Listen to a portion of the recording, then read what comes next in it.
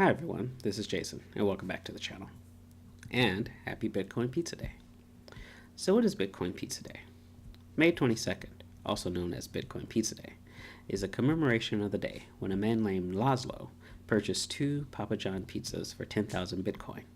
At the time, Bitcoin was worth less than a penny, and then the value of the day would have come up to around $40 USD, which, if you think about it, is still a lot for 2 pizzas.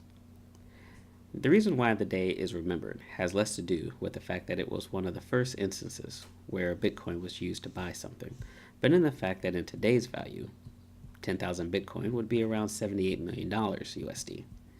So once again, happy Bitcoin Pizza Day. I'll link a few articles and videos on Bitcoin Pizza Day in the description below.